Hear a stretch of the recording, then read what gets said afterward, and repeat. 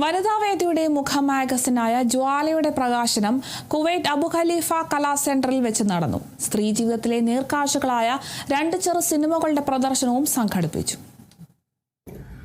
വനിതാവേദി Kuwait president Shini റോബർട്ടിന്റെ അധ്യക്ഷതയിൽ ചേർന്ന പരിപാടിക്ക് ജനറൽ സെക്രട്ടറി കവിത അനൂപ് സ്വാഗതമർപ്പിച്ചു. സാഹിത്യകാരനും മാധ്യമപ്രവർത്തകനും സാംസ്കാരിക പ്രവർത്തകനുമായ മുനീർ അഹമ്മദ് പരിപാടി ഉദ്ഘാടനം ചെയ്ത് സംസാരിച്ചു. ഈ വർഷത്തെ ജ്വാല മാഗസിന്റെ പ്രകാശനവും അദ്ദേഹം നിർവഹിച്ചു. ജ്വാല കൺവീനർ ആശാലത ബാലകൃഷ്ണൻ ജ്വാലയെക്കുറിച്ചുള്ള വിശദീകരണം നൽകി. കലാ കുവൈറ്റ് പ്രസിഡന്റ് അൻസാരി കടയ്ക്കൽ ആശംസകൾ അർപ്പിച്ചു. ജ്വാലയുടെ മുഖചിത്രം വരച്ച കേന്ദ്ര കമ്മിറ്റി അംഗം അജിത ശിവരാമനെ സ്നേഹോപഹാരം നൽകി.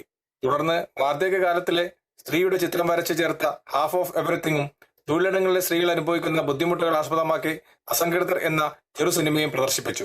വനിതാവേദി Kuwait joint secretary Sunitha Somaraj, vice president Rajalakshmi Shemesh എന്നിവർ വേദിയിൽ സന്നിഹിതരായിരുന്നു.